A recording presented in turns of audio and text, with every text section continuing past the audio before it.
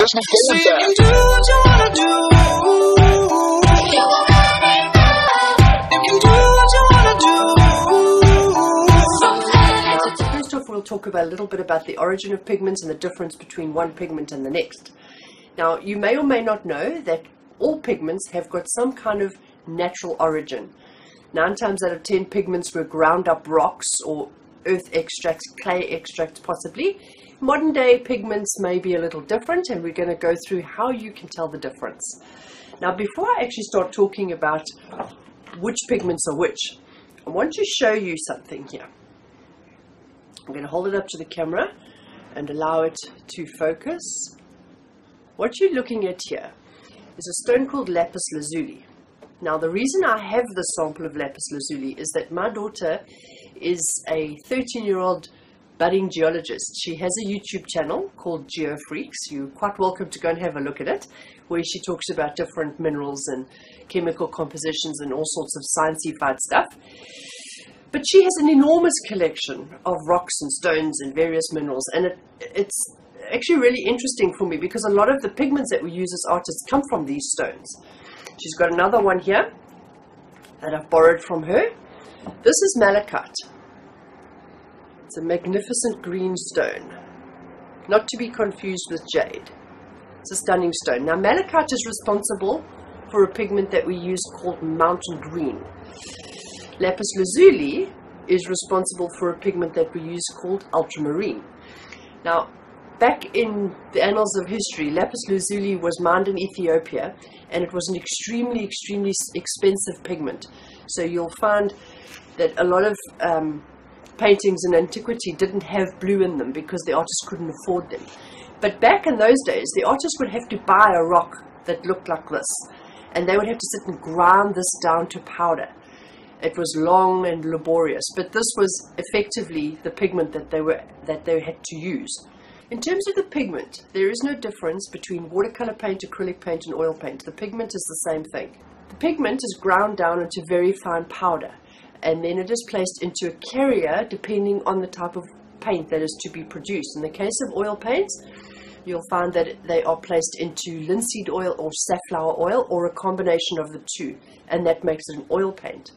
In the case of acrylic paints, they are put into a synthetic polymer emulsion, which is effectively a synthetic plastic, which then dries to a plasticky finish.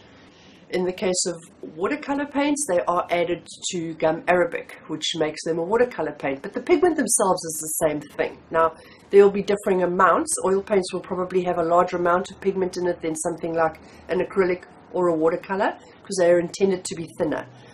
Now, that brings me to my next point, which is how to tell the difference between a quality paint and an inferior quality paint. You will have heard that the best paints to use are the artist's version of the paints as opposed to the student versions of the paints, which is totally true. The only difference between the artist version and the student version is the amount of pigment. The pigment is the expensive part of the paint making process. They can be very expensive to extract, and those pigments in larger quantities will make the paint more expensive, and therefore it is the artist's version of the paint. To make a student version of the paint, they will just put less pigment in, but the carriers will be the same carrier. Either in the case of oils will be safflower oil or linseed oil, and in the case of acrylics it will be polymer, and in the case of watercolor it will be the gum arabic.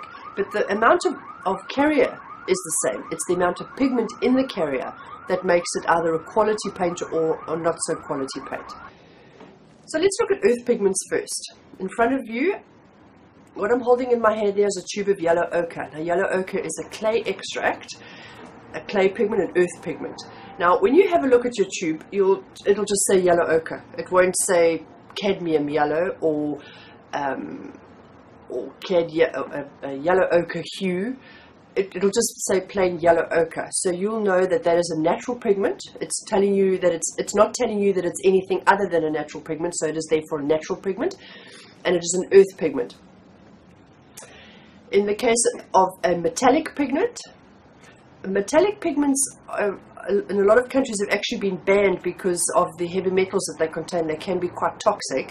So in a lot of cases they are now becoming synthetic pigments. But if it was a metallic pigment, I've got it in front of me here, a cadmium yellow hue. Now, forget about the hue. I don't have cadmium yellow. cadmium yellow is cadmium will tell you that it's a metallic pigment. In the case of a hue, in this case, my cadmium yellow is cadmium yellow hue. That tells me that it's a synthetic pigment that has been synthesized to look like cadmium yellow, but it is in fact not actual cadmium yellow. It is cadmium yellow hue, so that's a man-made pigment. So you're going to have hues that are man-made pigments. You're going to have metallic pigments, which are usually indicated by the presence of the word cadmium. You do get other metallic pigments. Malachite, for example, has a lot of copper in it. Although it's a natural mineral, it does have a lot of metal in it, so it is considered a metallic paint. You'll also get the cadmium range of colors, a lot of cadmium metals in the cadmium reds, cadmium yellow. Things like chrome yellow contains a lot of chrome.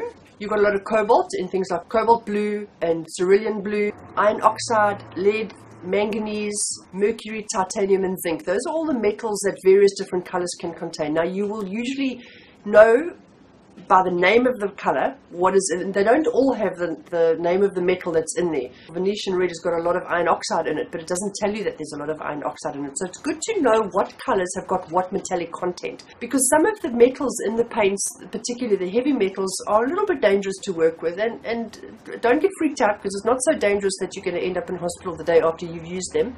But you can absorb metals through your skin, and obviously if the brush gets into your mouth or something. So it's a good idea to know the paints that you're using that have metallic content, and just work with them a little carefully. Then of course you get paints that are of organic origin, something like yellow ochre, that's a clay extract, that would be an organic paint. You also have things like ivory black and lamp black that are from organic extracts. Now it may interest you to know that a lot of the blacks come from carbon and come from burning. Something like ivory black would come from the burning of bones. Now, back in the old days, it was animal bones, human bones, whatever bones. I don't know what bones they burn now to create ivory black. I hope it's not human bones. I would like to think that it's something else. Even if it's animal bones, it's a little bit freaky. Now, lamp black is an interesting one. Lamp black would be the burning of oil. Back in the old days, where they used to light the houses with oil lamps, they would actually burn the oil and put something above the lamp, and as the flame burns black and the black smoke that's coming off the flame, it collects onto the underneath, and that fine soot, like, I mean, I'm sure you burnt a candle underneath something, you get the sooty finish on the bottom of it, and you can actually wipe that off, and that would be collected and mixed with the carrier oil, and that gives you lamp black. Now, the nature of lamp black is it's quite a blue black, as opposed to ivory black, which is a warm black, because there's a lot of warmth in the burning of bones, clearly. And then, of course, there's the mineral sources like lapis lazuli that gives us ultramarine, and there's many others. It would be a very long video if I had to go through every single color and its origins. And at the end of the day, knowing where the paints come from don't make us better artists. It's just really interesting. Well, artists, I've been painting all day today and having a great time doing it. I just want to tell you a little bit about the history of this painting that I've started doing, just so that you know a little bit more about it. I have a 23-year-old daughter who is more than willing to model for me whenever I ask her to, and a little while ago, quite some time ago now, her and I and a photographer friend of mine went to the Botanic Gardens in Durban, and she did a whole lot of modeling for us, and we got a whole bunch of photographs of her too. It was specifically for painting material, and of that lot of photographs, I painted 2 of them before, but this one behind me that I've started doing now was probably one of my favorite photographs that was taken. There was a hedge of greenery, and she had a little dog with her on a leash, and she walked through sort of this greenery kind of pergola thing, and the dog went round the other side, and she popped her head through a little window in this hedge, and she looked down at her dog, put her hands on the top of it and looked down at her dog, and I happened to snap a photograph of her, and it just turned out to be one of the nicest pictures. And I've always had it on the back burner. I've always wanted to paint it. I've now finally got an opportunity to do so, so I'm looking forward to doing this one. Now, I've started in a very loose contemporary fashion. What I've done so far is just activate the canvas. I chose to go with colours that were similar to the colours that they're going to be, you know, so there's a bit of burnt sienna on the flesh parts, and there's dioxazine purple on her vest. She was wearing a pinkish purpley vest that day, and I've done some viridian green with a little bit of burnt umber and the viridian green in some of the areas to darken it up. I did a very loose plot of the basic shape of the body before I started the activation, and then I went in afterwards and did a little bit more fine detail on the face with a brush. My next step now is going to actually be to start honing in on the detail. So it'll be my first layer, so I'm going to do the color blocking now. If you think back to the seascape, I did the whole canvas was one color, whereas now the canvas is various different colors just to complement the next colors that are going to go on top of them. But the next step on the seascape was doing the color blocking. You start putting in the areas of colors without focusing too much on detail. So that's going to be my next step. You'll also see in the beginning of the video I had next to me here a charcoal drawing of the same image. Now that was a preparatory drawing that I had done quite some time ago in preparation for doing the painting. Now I don't necessarily always do preparation drawings. This particular one I decided to do a prep drawing for it because it was quite important that I get the feeling of her leaning forward and that looking down effect that she's got. So I studied it first a little bit with a charcoal drawing. And then what I did was I gridded up that charcoal drawing and used that to transfer onto my canvas. Let me know if you like the new format of painting and talking together. I hope that you will enjoy a little bit of the science behind the paints that I'm giving you in these little videos. And I hope that you will like and share and subscribe.